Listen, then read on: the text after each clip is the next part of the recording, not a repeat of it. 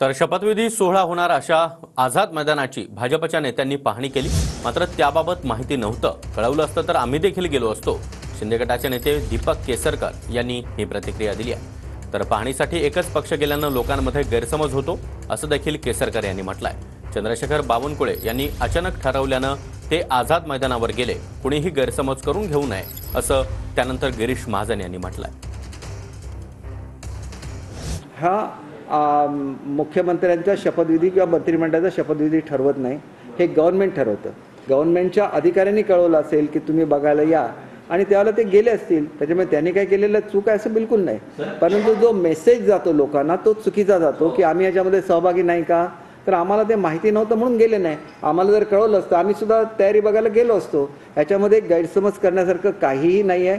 कुठलाही गैरसमज महाराष्ट्राच्या जनतेने करून घेऊ नये अशी आपल्या माध्यमातून माझी नम्र विनंती आहे।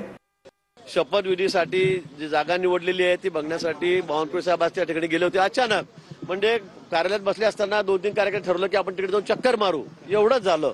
पण त्या संदर्भामध्ये म्हणून कोणाशी कोऑर्डिनेशन झालेलं नाही, हे खरं आहे। उद्या आम्ही सगळेजण त्या ठिकाणी एकत्रितपणे जाणार आहोत, हे आमचं ठरलेलं आहे। संध्याकाळी ठरलेलं आहे, दुपारीच ठरलेलं आहे। पाहणी सुद्धा आम्ही त्या ठिकाणी करणार आहोत आणि पुढचे सगळे निर्णय जे काय असतील ते तुम्हाला दिसेल की आम्ही एकत्रितपणे घेणार आहोत आणि एकत्रितपणेच त्या ठिकाणी राहणार आहोत। 5 तारखेचा निर्णय जो आहे, 5 तारखेचा शपथविधी जो आहे, हा अतिशय दिमागदार असा कार्यक्रम या ठिकाणी होईल। आम्ही सगळे सोबत राहू।